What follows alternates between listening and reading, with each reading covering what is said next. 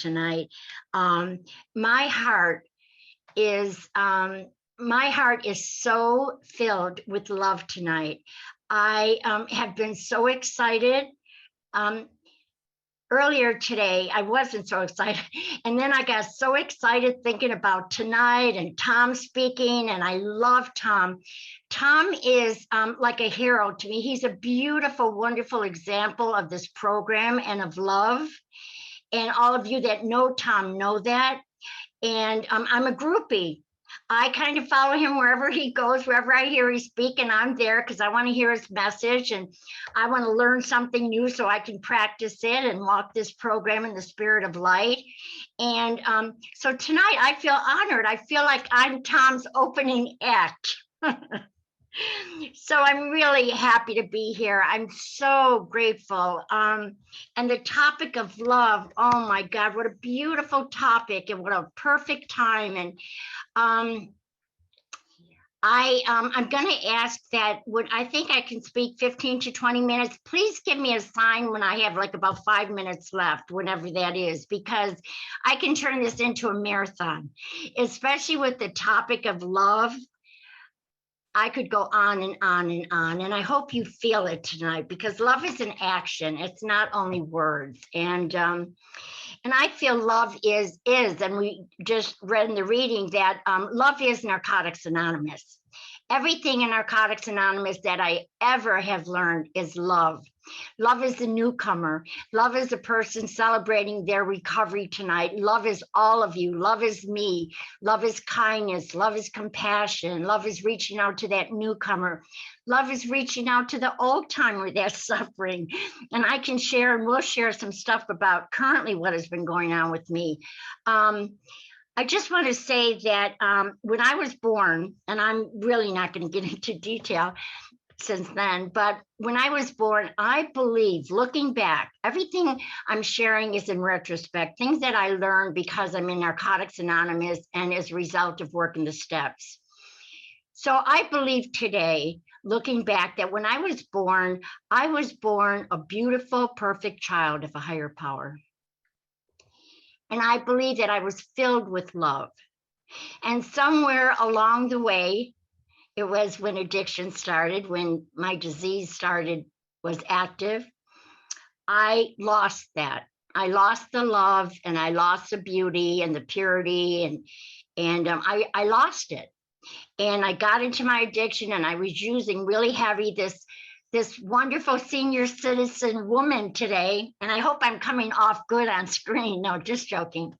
But this woman today, this senior citizen woman, I've been to jail, I've been to the penitentiary, I've lived the streets, I walked the streets, I, was abused over and over and over again. And finally, I made it to the rooms of Narcotics Anonymous. And I share about my condition when I got here because this is how powerful love is compared to where I was when I got here. My spirit was dead. It was dying. There was a flicker of a flame. I didn't feel loved at all. And I did not love myself. I don't want to use the word hate because it's so powerful, but I didn't feel I was worthy of anything because of what I had done due to my addiction. I didn't know at the time that everything I did because I was sick and had the disease of addiction. So I got to the program this time. It was, I don't know how many times, probably the 15th or 20th time I walked in the rooms again. But I came in the rooms and I met a beautiful, wonderful woman that became my sponsor. My sponsor is love. My sponsees are love. My sponsees that are here today are love. My sponsee is here with her sponsees. My sponsee that just celebrated 30 years is here. That is all love. I never even knew any of them or any of you until I came into the program of Narcotics Anonymous. That is love. So I got this sponsor. I started working the steps. The steps are love. The steps are the magic. The steps are the solution. I am who I am today, and I know everything that I know today, and I've learned everything and how to live today because of the program of Narcotics Anonymous, because of love. And I'm love. I'm loved inside and outside. And I feel so good to be able to say that, to be able to let someone love me, which is tough. That's one of the toughest things, is letting someone do for me and accepting the love. So I get this sponsor, I start my step. The first step was love. The first step, looking back, was finding out that I was sick. I wasn't bad. I was a sick person. And later on in our basic text, I read, is on page 16 at the top, that I was not hopelessly bad. I was critically ill. So I started to find out along the journey that I wasn't a sick person. And I wasn't a bad person. I mean, I was a sick person. I wasn't bad. I didn't do all those things because I'm bad. I did them because I was sick, and that there's a solution and a way out. That was love for me. I got to the second step and I found out that there were many things wrong with me. And because of the disease of addiction, my life was really screwed up before I got here. But I found out that there's a power, and that there's a power that's going to help me with all of this. And I learned that along the way by working the steps. When I got to my third step, I learned that there's a power greater than myself. Now, I didn't believe in a power. I didn't even believe there was a power. I believed you believed. And I didn't need to know all the details. I wanted to know when I became an addict. My sponsor said, it doesn't matter. The important thing is to know you're an addict. That was love when she told me that, when she shared with me, and when she sponsored me directly, and she told me things that I needed to hear. That was love. She didn't try to people please me or whatever, beat around the bush. She told me directly. That was love.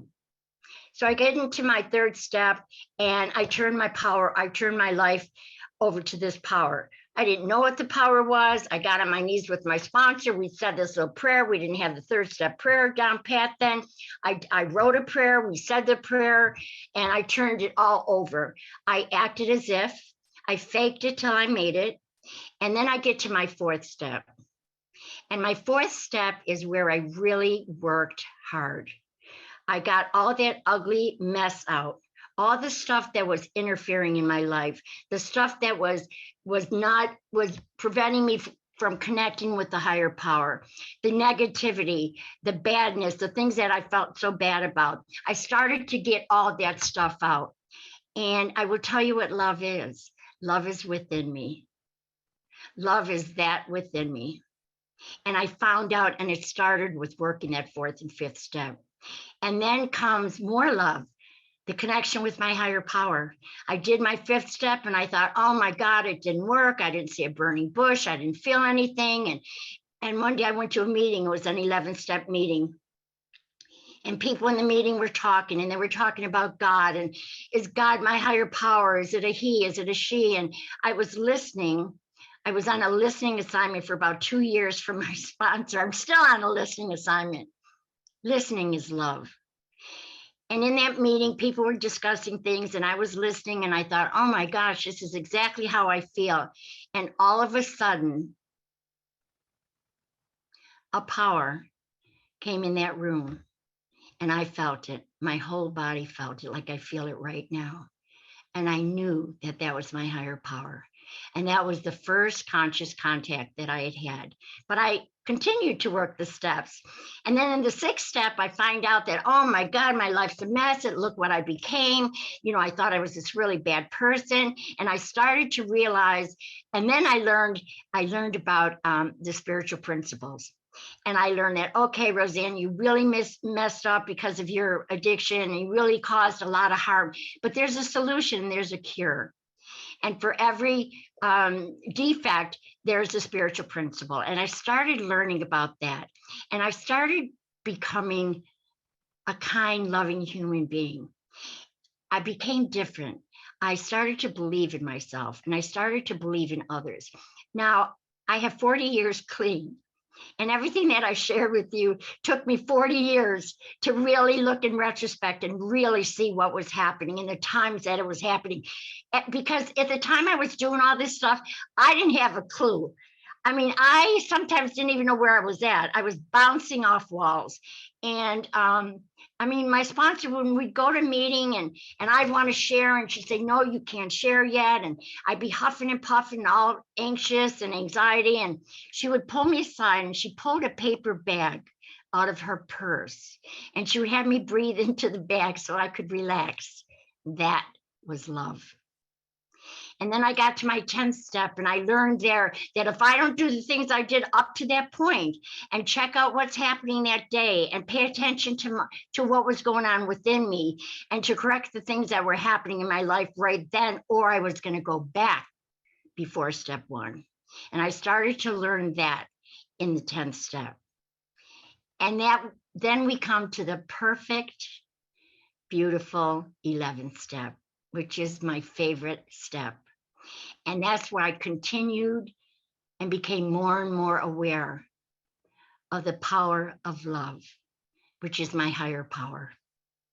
And everything started becoming more real. And I was a student. I was practicing. I would sit in silence. My sponsor said, sit for 20 minutes and then call me. And I'd think, oh my God. And I'd call her and I'd say, oh my God, nothing's happening. I'm hearing all the buses and my head won't stop and blah, blah, blah. And she said, Roseanne, stop. Just keep doing it. And I said, oh, I don't want to do it. I don't think I'm going to do it. And she said, okay, if you saw a guy at a meeting and you were hot for him, he was cute, he was hot, what would you do? Tell me everything you would do. And I said, oh, before the meeting, I would take a shower and I'd get dressed. I'd put on my shortest skirt. I'd spray perfume and blah, blah, blah. And I'd walk in from the room past him a few times. And she said, you would do all of that because you saw a guy at a meeting and wanted to make a connection with him. And you don't want to sit 20 minutes to make a connection with your higher power that has given you this 24 hours a day. And so I started to meditate, and I can tell you that I've been meditating seriously for about 8 straight years, every morning. I sit in the morning, maybe an hour or 2 hours, and it's beautiful. And that's where I get my intuition, and that's love. And God is love. Higher power is love. You are love. When I did my 4th and 5th step, I wrote some things. I abandoned 2 children. One was 3 years old, my son Russell, and my daughter Rochelle was 2 years old. And I left them. And I left them for a bag of dope. And I don't say that lightly, and I can pretty much share it now because I've done a lot of work in that area. But I did some more work. After the 4th and 5th step, when I got to my 8th step, my sponsor had me write a letter to my son Russell because he was at the top of my list. And I want to tell you where the love, the forgiveness of love came in. And I started to self-forgive myself. And that's the greatest of love. I wrote a letter of amends to my son and I took it back to my sponsor. And I said, dear Russell, I am so sorry for all the harm that I caused you. And if I were the mother then and the woman then that I am today, I would have been a wonderful mother. And I signed it, Love, Mom. And all of a sudden in that room, a feeling came over me. And I knew that wherever my son's spirit was, he forgave me. And I forgave myself just a tiny bit, but enough to help me stay clean till today. And I can tell you another key and another love is self-forgiveness. And that's where I started to self-forgive myself. I started to forgive myself when I became a better human being, when my character, became better, when I acted better, when I was of love. And I'm just going to tell one more story and I'm going to close because I think my time is probably up. I've been talking speed talking, but I want to get it all in. And I also want to hear Tom. I love him so much. One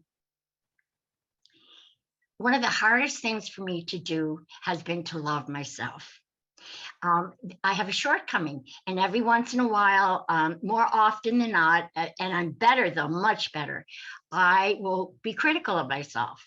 I should have done that. Why didn't I do that? Oh, I could do this. I could do better, blah, blah, blah. And recently there was a conflict I had with someone, and this was a spiritual awakening for me. We had been friends for years and years, and I'm not going to get into detail about it, but I will explain it like this.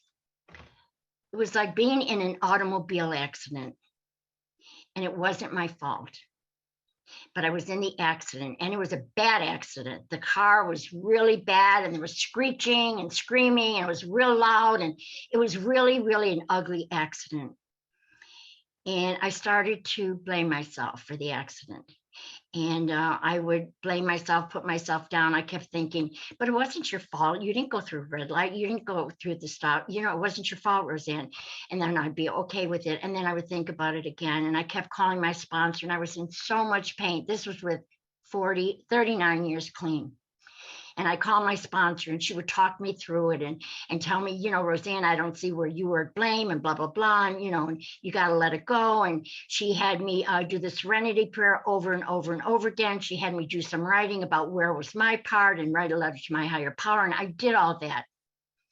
And then it was about the third or fourth day later. And I also did listening on YouTube to the serenity prayer over and over and over again.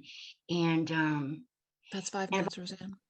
thank you. About the third or fourth day later, I started to feel a little better. And I thought, wait a minute, this wasn't my fault. I didn't do anything to make this happen. And I wasn't blaming the other person. I wasn't like, well, she did it and she said this and I detached myself from that. I was looking at me. And I thought, Roseanne, you're so spiritual. You talk all this spiritual stuff to your girls and to everybody. You talk about your spirit was fed when you got here and that you have a beautiful, beautiful, loving spirit.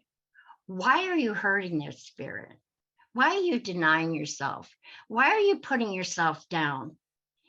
And I'll tell you what I did with my sponsor. I put my name on the top of my 8-step list. And I said, Roseanne, you need to love yourself. And when that happened at 39 years clean, because I started loving myself at a deeper level, I loved myself until then, was growing and growing and growing. I have been so free and open, and call me, newcomer called me tonight. I was so excited. She called before the meeting and I was getting centered. And okay, this is the last story I'm going to tell. And I'm going to talk about love is in suffering. Suffering is love. Love is suffering. And my friend says that suffering is holy.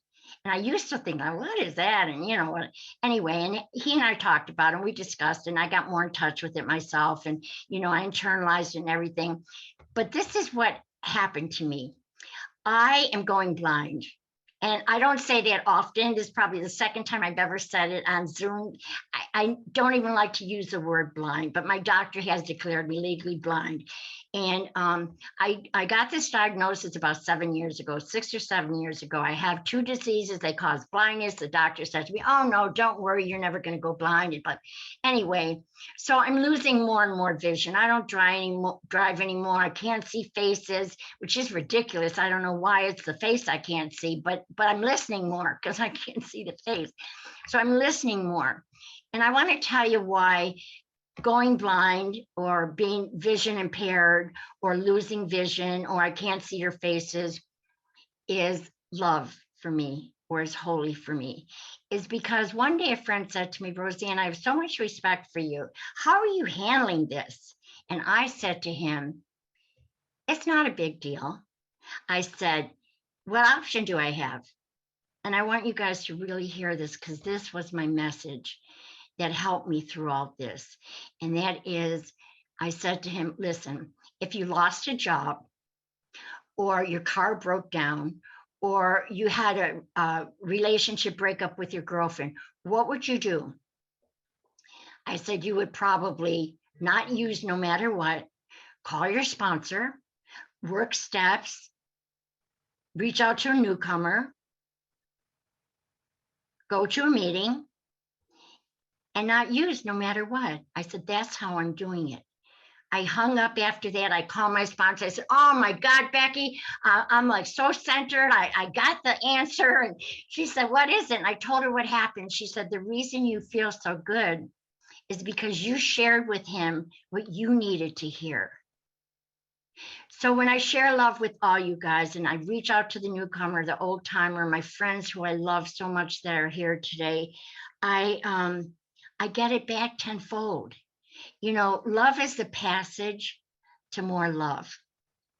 If I love, that's the passage to more love. It's a passage to solutions. And I'm grateful to be here today. Thank you all for listening. Thank you so much for the invitation. And Tom, I love you so much. I'll always be your groupie. Thanks, everyone. I love you. Thank you, Roseanne. Roseanne. Thank you, Thank you, Roseanne. Roseanne. Thanks, Roseanne. For You coming are back, just and thank you for Good being to Hey. see awesome. you. Awesome. love, You. love, Love, Yay. love. love. Love you, You. Roseanne. Love you. Roseanne. Thank you. Joe. I'm an addict named Jerry. And Hi guys.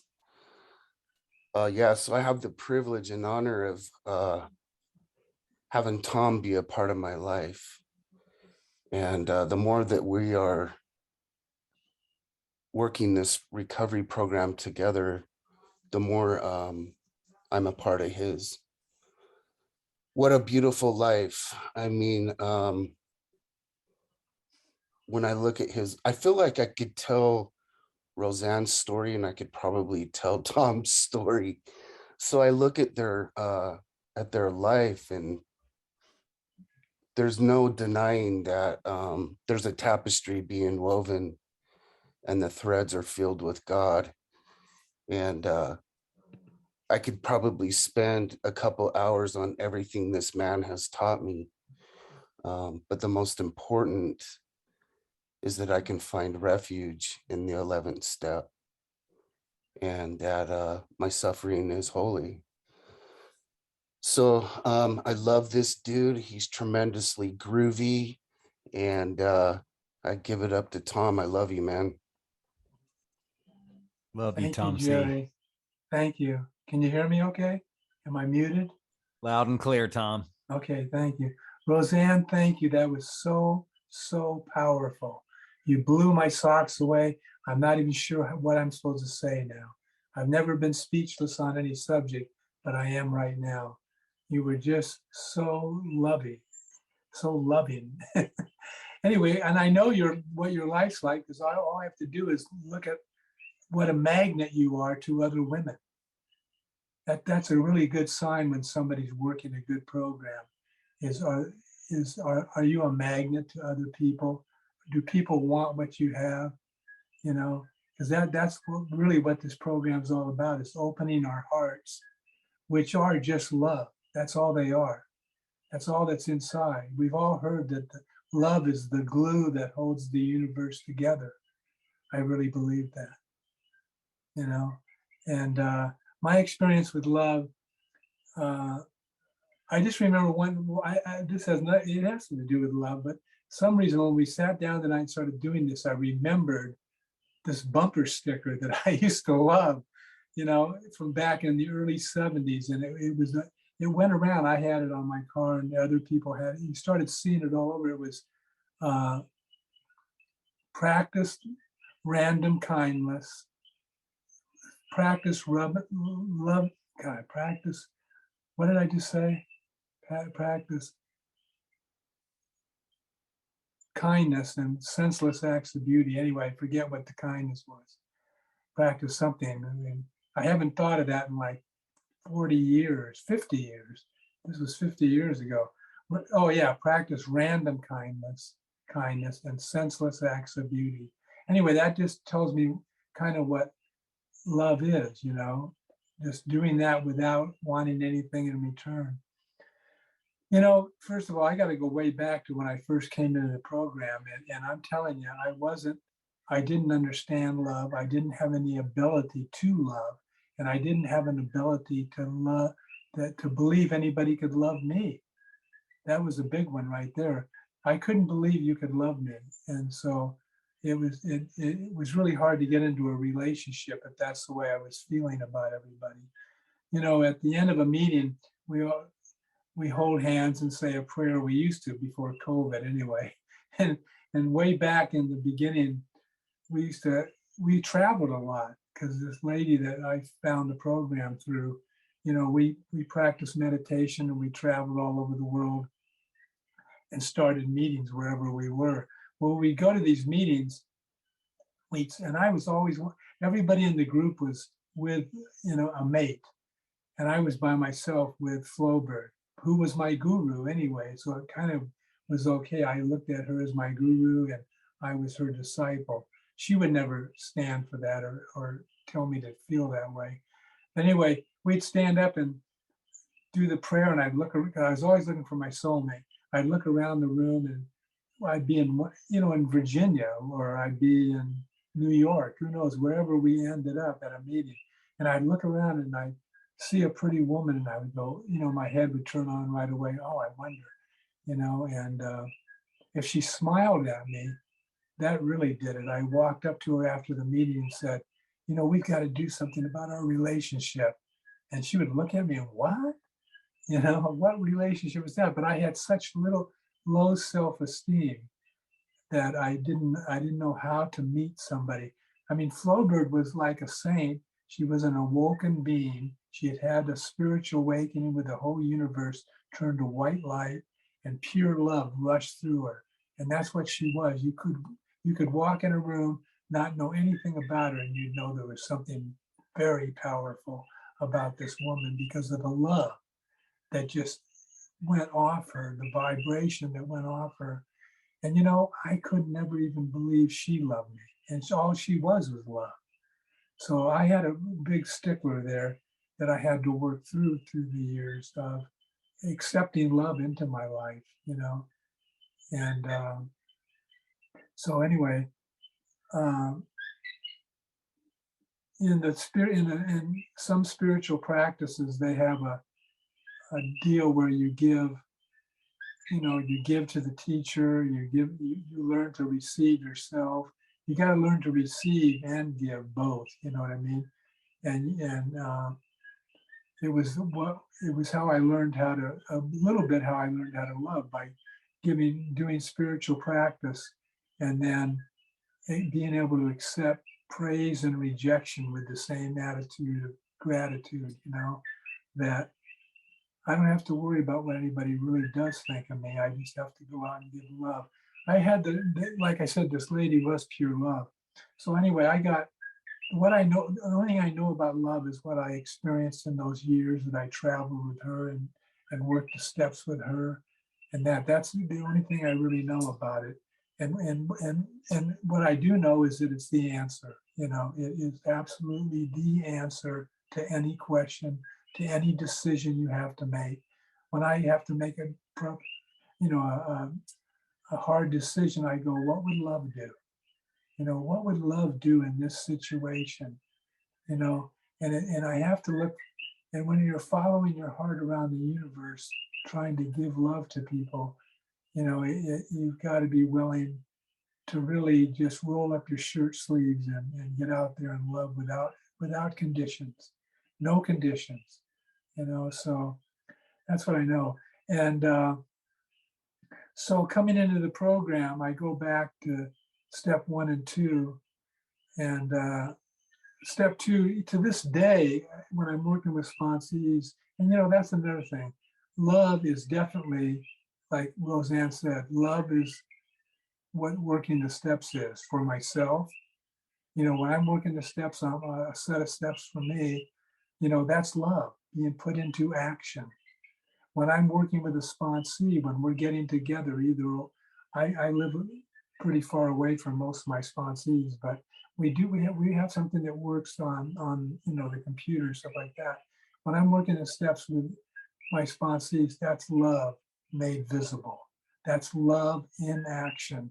There is no higher form of service in this program. And I know some of you that are H&I, hey, I did H&I for 30 straight years without stopping, just 30 every week. I was at an H&I meeting. And I think my sponsee, Bob W., is probably going to pass me up if he hasn't already done that, because he's an H&I guy from day one. So he might have already surpassed 30 years of H&I, but it was time for me to pass it on, And so when I go back, though, to some of this stuff, I see how that the whole thing of not feeling like I'm enough, is the inability to feel love. And the only way to get rid of that is to start putting love into action. That's the way I have to do it. When I'm feeling separated, when I walk into a room and feel separated, that's me not thinking I'm enough. That's me not believing in love. And the only thing I can do is go put love into action. Find somewhere, somebody that I can give love to. And the best way to do it is not be found out. So it's almost like a cool little practice you can do in loving yourself. It's just every day, look for it. And I told my sponsees this one too. When you're done meditating, the first thing I do, and this took me a while to be able to do this. Tom M was doing it before me. I couldn't do it. I couldn't say it and really mean it. But after I meditate, I ask God to send people to interfere in my life. Do you know how heavy that is? To actually pray, to have people interfere in your life. It really, for me, it was a very difficult thing to do. So I challenge you to try to do that. Start doing that. After meditation, God, send someone to interfere in my life.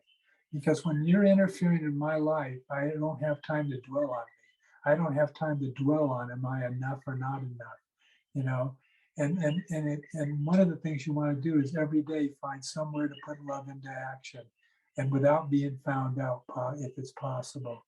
But if not, just when you're walking through the house, if the dishes need being done, stop and do the dishes. Don't have your wife or husband ask you to do the dishes. Walk through the house and do the dishes. Put it into action.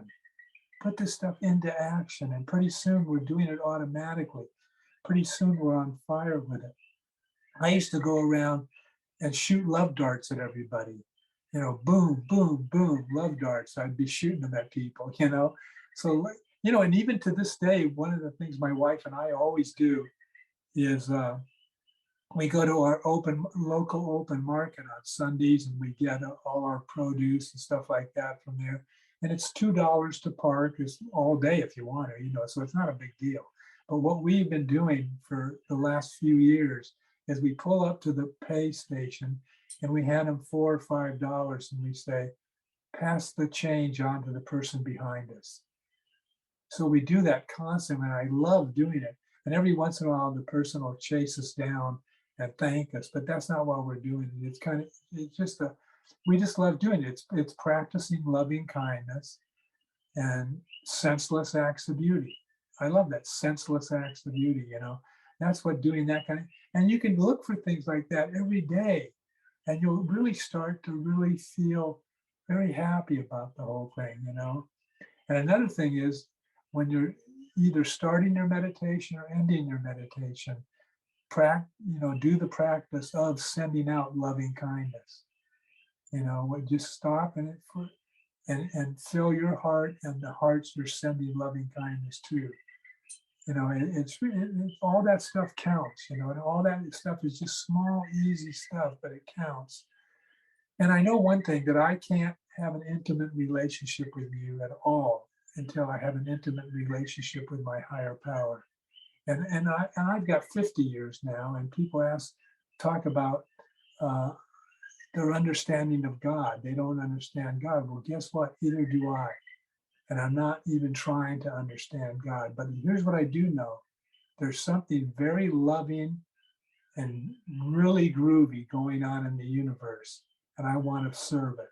And that what is going on in the universe is God is loving us all now. Right now, God is loving you so beautifully, and it's just for us to open our hearts and be aware of that, And it comes to, so anyway, there was no treatment centers when I got clean. Okay, I was out on the North Shore. It was 1968 when I went to my first meeting, and North Shore of Oahu. I'm not in. Yeah, I am in Hawaii. You're not. I'm in my meditation room where I'm comfortable. But anyway,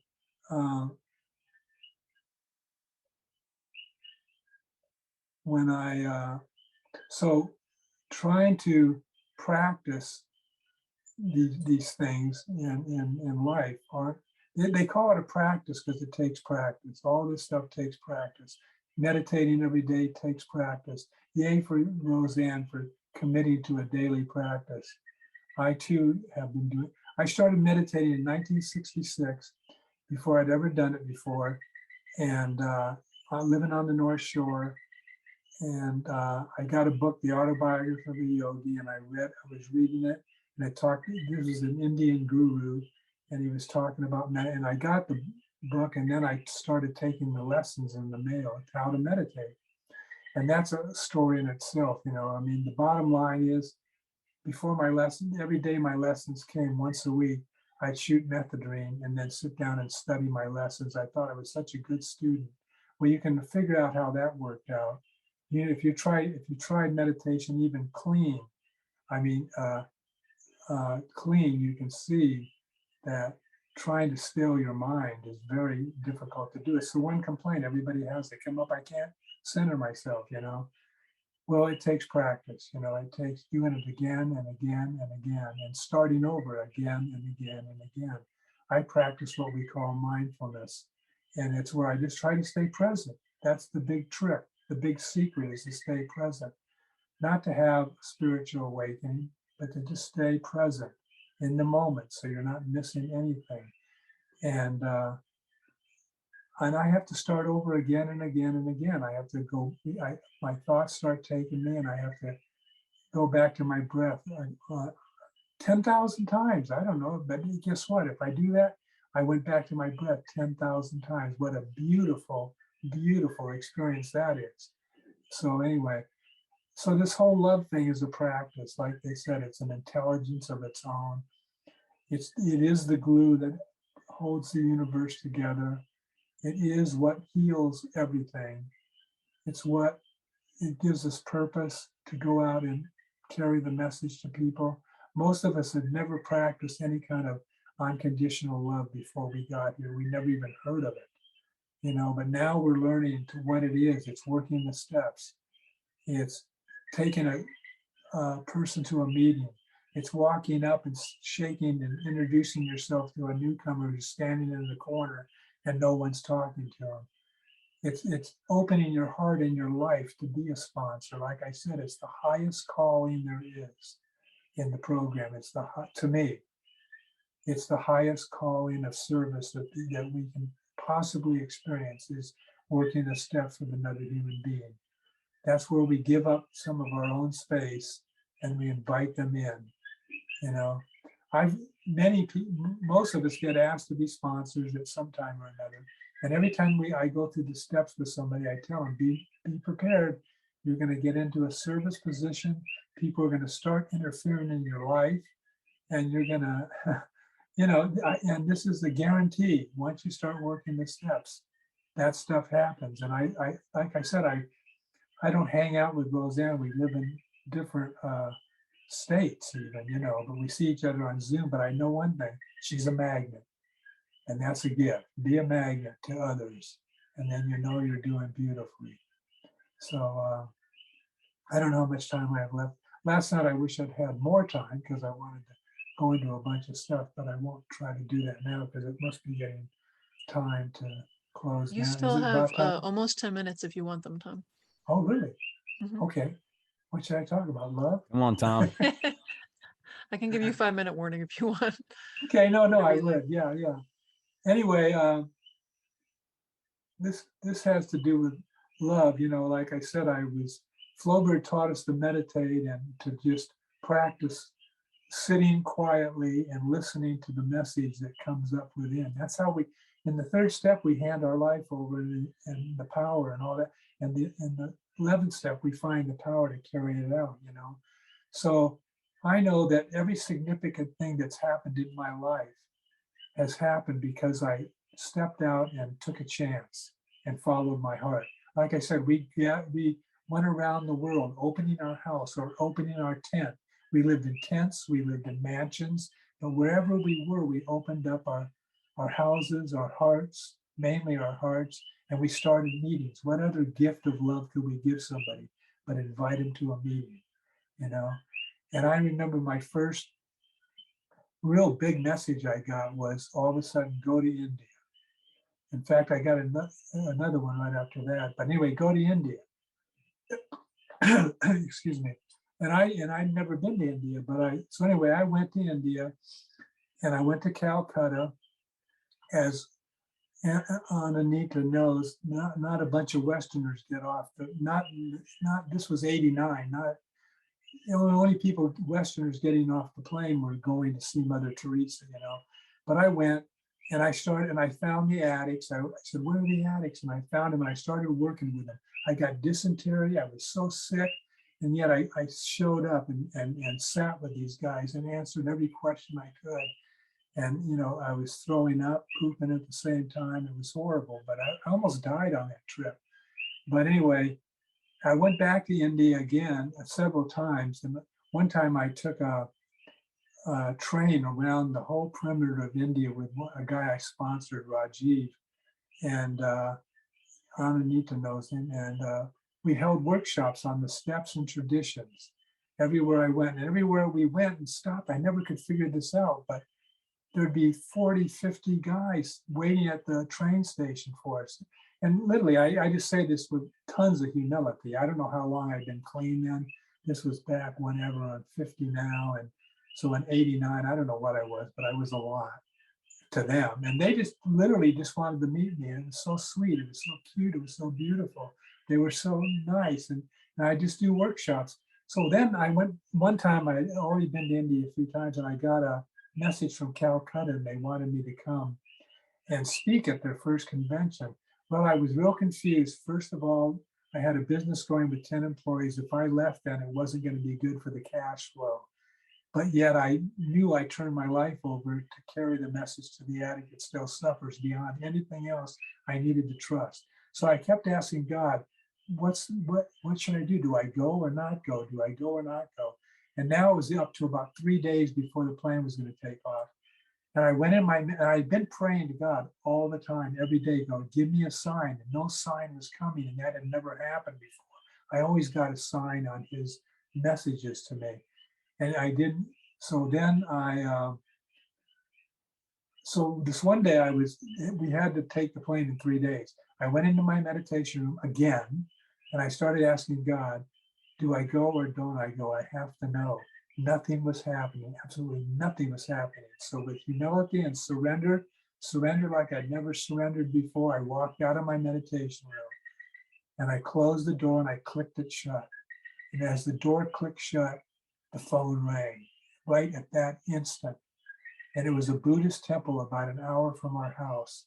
And we had been out there and gave a small donation to the fundraiser. And I get on the phone, and it's Maria, the lady that runs the place. And she said, Tom, we just had our drawing for the fundraiser. You and B won first place. You won a free round trip ticket to India. So that I knew I was supposed to go. And that's how the higher power likes to play sometimes, last second of it happening. And we got a round trip ticket to India.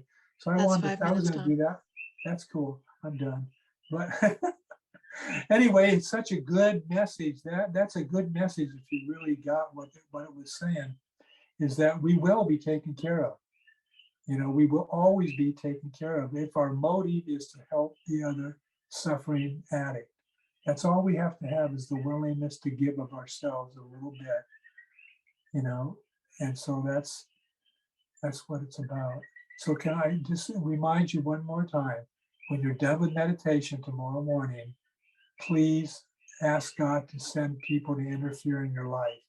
And then throughout the day, find at least one place you can put love into action without being unconditionally. Just, if somebody knows you're doing it, it's okay.